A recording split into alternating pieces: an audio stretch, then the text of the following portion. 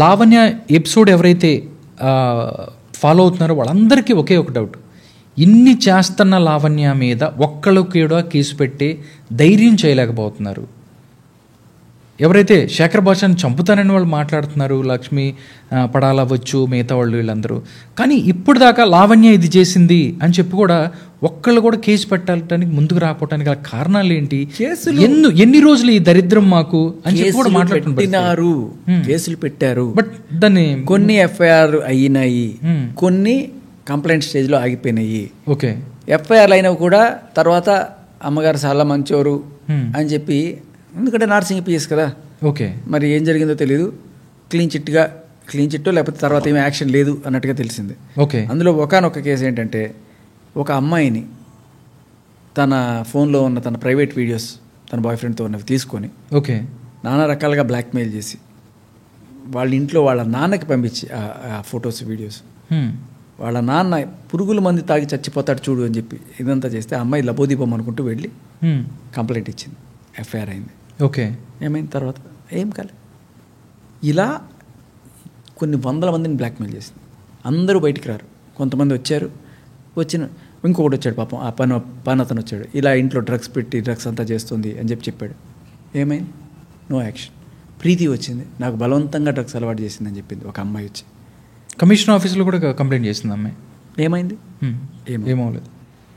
So అంటే మనం చూస్తున్నాం పోలీస్ ఆఫీసర్స్తో సరస సంభాషణలు జరిపి ఎలా వాళ్ళని తన గుప్పెట్లో పెట్టుకుంటుందో, దాంతోపాటు మీడియా వాళ్ళని కూడా నిన్ను నాకు పోలీసులు ఉంచుకున్నట్టే నిన్ను ఉంచుకుంటానని వాళ్ళకి చెప్తూ, తర్వాత లాయర్లతో స్విమ్మింగ్ పూల్లోనూ ఇలా కేసులు వకాలు తలపుచ్చుకుంటూ, ఇలా అందరినీ కూడా తన గుప్పెట్లో పెట్టుకుంటూ ఎవ్వరు తన మీదకి రాకుండా చక్కగా కాపు కాసుకుంటుంది.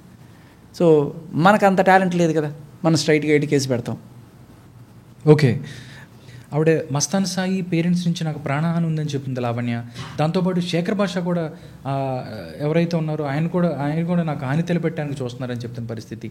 అంటే రాజ్ తరుణ్ ఎందుకు మంచోడేడు హఠాత్తుగా ఎక్కడైతే ఏ కారణం చాలా క్లియర్ కట్గా అయితే శేఖర్ భాష ఎంటర్ అయ్యి రాజ్ తరుణ్ కోసం ఎంత చేశాడో, రాజ్ తరుణ్ మంచోడేడు, శేఖర్ భాష ఇప్పటికీ ఆవిడ దృష్టిలో విలన్గానే ఉన్నాడు. ఎప్పుడు శేఖర్ భాష నీకు విలనే, గుర్తుపెట్టుకో.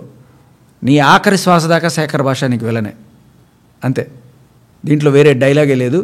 ఎందుకంటే నువ్వు ఎంత మారినా, ఎంత క్షమాపణలు చెప్పినా, నా జీవితంలో క్షమాపణ అనేది నీకు లేదు.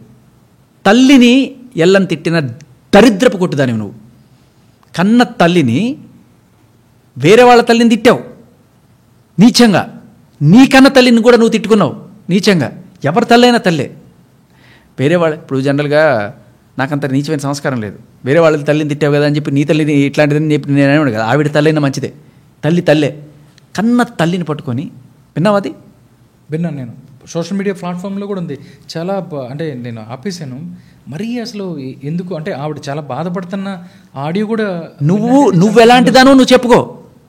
ఆమె చెప్పుకుంటుంది, నేను ఎల్లనే పడుకున్నావు కదా, డబ్బులు రా మస్తాన్, ఓపెన్గా అడుగుతుంది. డబ్బులు ఇస్తావా లేకపోతే సీఏ గారికి చెప్పంటావా? ఏం పీకుతావు?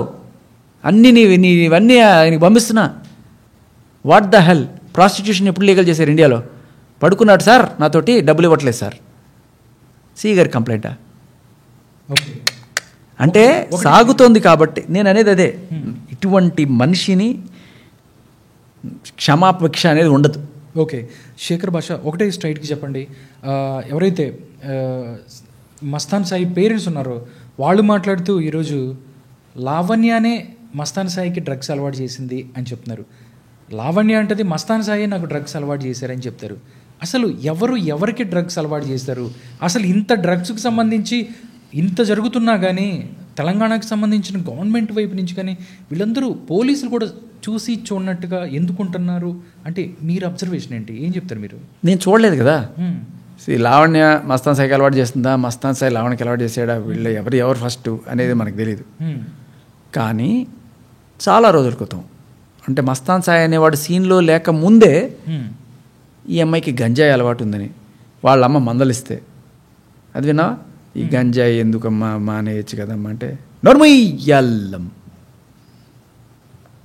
నువ్వు చూసావా చేయడం?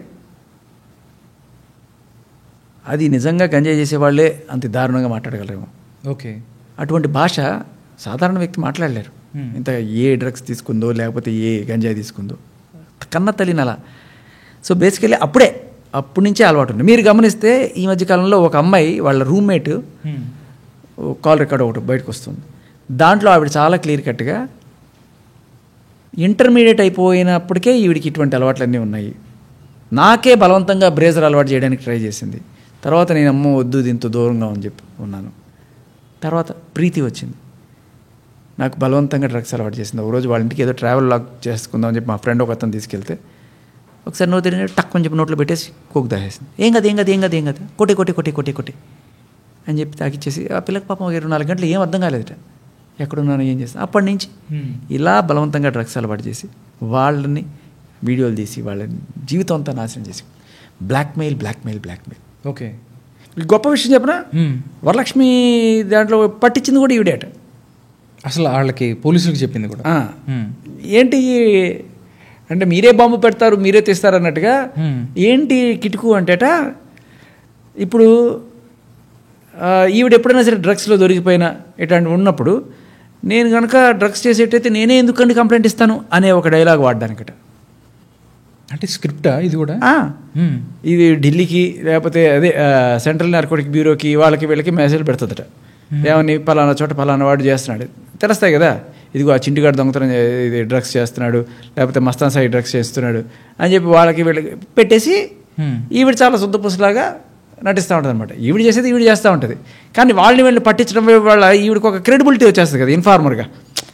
సో దానివల్ల ఈవిడ తప్పించేసుకోవచ్చు అనే ఒక ఇదనమాట. ఇప్పుడు ఎలా అంటే రీసెంట్గా ఒకటి చెప్పాడు, పటాన్ చెరుకు పోయి ఏదో కన్సల్టెంట్మెంట్ వచ్చింది, అది తెచ్చుకోవాలి ప్యాక్ ఆఫ్ డ్రగ్స్ ఏదో. వీళ్ళ ముందు మెసేజ్ పెడుతుంది నార్కో బ్యూరో వాళ్ళకి, ఇట్లా పలానా చోట డ్రగ్స్ జరుగుతున్నాయండి మీరు పట్టుకోవాలంటే పట్టుకోండి, దమ్ముంటే పట్టుకోరా షికావత్ అని. సో కాకపోతే అదే లొకేషన్ పెడితే గ్యారంటీ లేదు, పక్క లొకేషన్ పెట్టచ్చు, టైం తప్పు పెట్టచ్చు, ఏదో ఒక ఇన్ఫర్మేషన్ అయితే ఇస్తున్నట్టుగా చెప్తుంది. ఎందుకు అంటే ఈ డ్రగ్స్ బ్యాచ్ అంతా కూడా ఎలా ఉంటారంటే, ఇప్పుడు ఈవిడ తీసుకోవడానికి వెళ్ళింది, ఆ ఇచ్చేవాడు కనుక ఈవిడ పట్టించేస్తే హూనోస్. ఓకే. లేదు ఆ ఇచ్చేవాడిని ట్రాక్ చేసుకుంటే ఎవడన్నా రావచ్చు, వాడిని ఇద్దరిని కలిపి ఒకటేసారి వేసేస్తే లోపల ఏదన్నా జరగచ్చు. శేఖర్ అసలు ఒక్కటి నాకు డౌట్, అసలు ఎంత చెయ్యాల్సిన అవసరం ఏంటి అసలు ఆవిడకి? మరి సైకో ఒక్కసారి డ్రగ్స్ అలవాటు పడ్డ తర్వాత అంత ఈజీ కాదు కదా తప్పించుకోవడం. కావాలనిపిస్తుంది.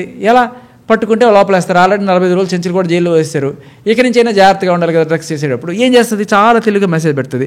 ఒకవేళ పట్టుకుంటే సార్ నేనే పట్టిద్దామని నేను వచ్చాను సార్, మీకు మెసేజ్ పెట్టాను మీరు చూసుకోలేదా, ఆ మెసేజ్ నేనే పెట్టాను సార్ కావాలంటే చూడండి అంటే, ఓ అవునా, అద్భుతమైన టెక్నిక్ కదా. ఏమిటి అసలు మైండ్ బ్లోయింగ్ అనమాట అసలు. అంటే ఒకటి శేఖర్ ఇందాక కూడా ఒకటి అన్నారు, నాకు ఇదంతా చూస్తుంటే ఏదో ఉంటుంది కదా అరుంధతి సినిమాలో పశుపతి అరుంధతి ఆ కైండ్ ఆఫ్లో. శేఖర్ చెప్పండి నెక్స్ట్ ఇప్పుడు ఏం చేయబోతున్నారు? ఎందుకంటే శత్రువులు అంటే మంచి కోసం ఫైట్ చేసేవాడు ప్రతి ఒక్కళ్ళు కూడా శత్రువులు ఉన్న పరిస్థితి. ఇప్పుడు చూస్తే చింటూ అవ్వచ్చు, లక్ష్మీ పడాల, దాంతోపాటు మొత్తం గ్యాంగ్ లీడరు లావణ్య, మొన్న ఏదో చిన్న నాటకం వేసి పాట ఏదంది కానీ, బట్ వీళ్ళందరూ కూడా ఉన్న పరిస్థితి. వీళ్ళ వైపు నుంచి ఏమన్నా ఫ్యూచర్లో శేఖర్ భాషకి థ్రెట్ ఉంది, నాకు ప్రాణహాని ఉంది అని ఇప్పుడు కూడా చెప్పే ప్రయత్నం చేస్తారా? ఏ విధంగా ఎదుర్కొంటారంటే ఏం చెప్తారు? ఖచ్చితంగా ఉంది కాబట్టే నేను కంప్లైంట్ ఇచ్చాను. అలాగే మీడియా ముందుకు రావడం ఇవంతా చెప్పడానికి కూడా కారణం ఇదే. నాలాగా ఇంకొకటి కాకూడదు, నాకేమైనా వాళ్ళే రెస్పాన్సిబుల్ చెప్పడమే దీని సారాంశం. Okay, thank you so much Shekhar. నా ఫస్ట్ పాడ్కాస్ట్లో గెస్ట్గా వచ్చారు. దానికి సంబంధించి లావణ్యకి సంబంధించి మీ జర్నీకి సంబంధించి ఎన్నో విషయాలు మాతో షేర్ చేసుకున్నారు. Thank you so much Shekhar. All the best. Thank you so much.